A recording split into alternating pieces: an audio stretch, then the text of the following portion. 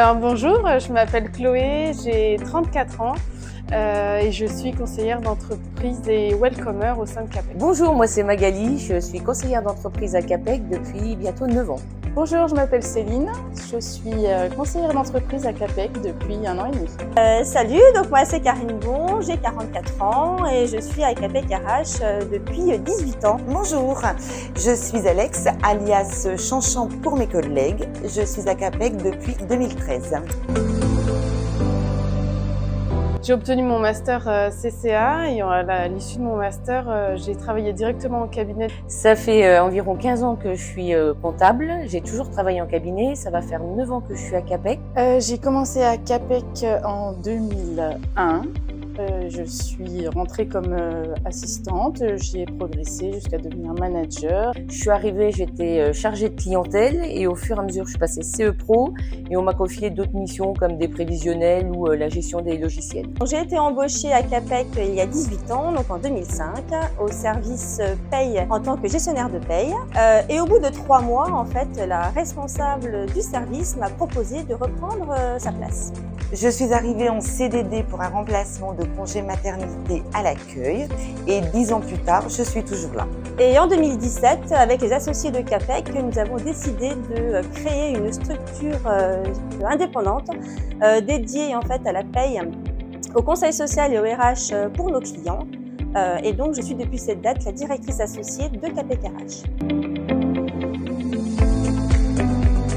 Être une femme, il n'y a pas d'avantage, pas d'inconvénient. On travaille énormément quand même avec un monde féminin en tant que collaborateur, collaboratrice pour la peine. Alors le fait d'être une femme dans mon métier, ça n'a pas changé grand-chose. Eh bien non, pour moi, ça n'a pas été ni un avantage, ni un obstacle. Étant une femme et maman, j'avais donc fait le choix de privilégier l'éducation de mes enfants, ce qui a ralenti mon évolution professionnelle, mais encore une fois, c'était un choix personnel.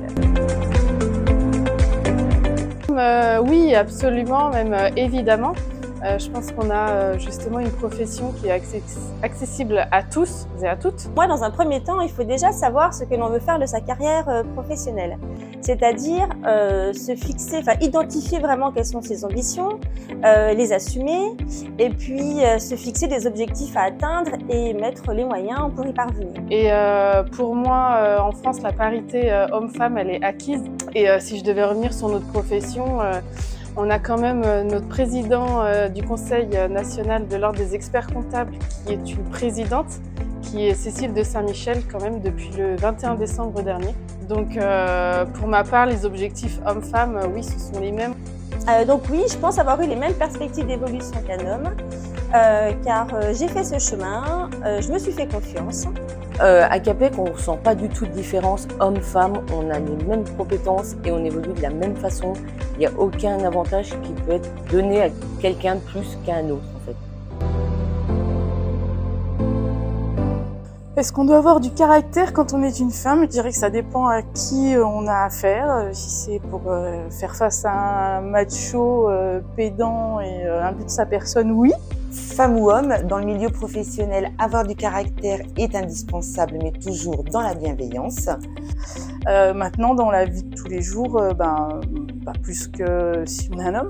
Pour moi, le caractère, c'est avoir la capacité à défendre et à exprimer en fait son point de vue, ses idées, ses choix, sans faire preuve d'autorité. En ce qui me concerne, les clients du cabinet sont majoritairement masculins. Je n'ai jamais rencontré de différence de traitement parce que je suis une femme. Donc pour moi, oui, quand on est une femme, il faut avoir du caractère, mais quand on est un homme aussi.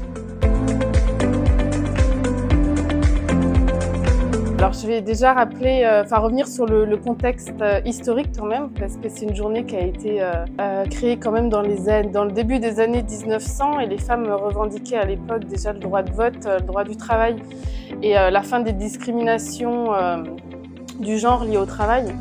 Tant qu'elle existe, cela prouve qu'il y a encore des différences entre l'homme et la femme, même si cela évolue dans le bon sens.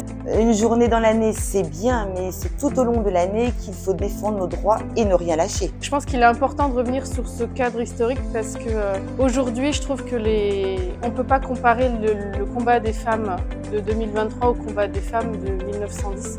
Pour moi, c'est pas le même. Et j'ai parfois peur qu'aujourd'hui, on combatte plus des quotas et des statistiques plutôt qu'une réalité du genre. Par contre, pour moi, de faire très attention et de ne pas systématiquement rejeter la faute sur le sexe opposé. Dans certains pays, c'est évident qu'il est nécessaire d'avoir une journée consacrée aux droits des femmes.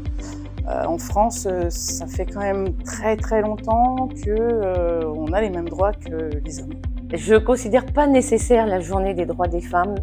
On est normalement égaux tous ensemble et nos droits, on peut les faire valoir tout au long de l'année, n'importe quand. Donc pour moi, c'est toute l'année les droits des femmes et des hommes en même temps.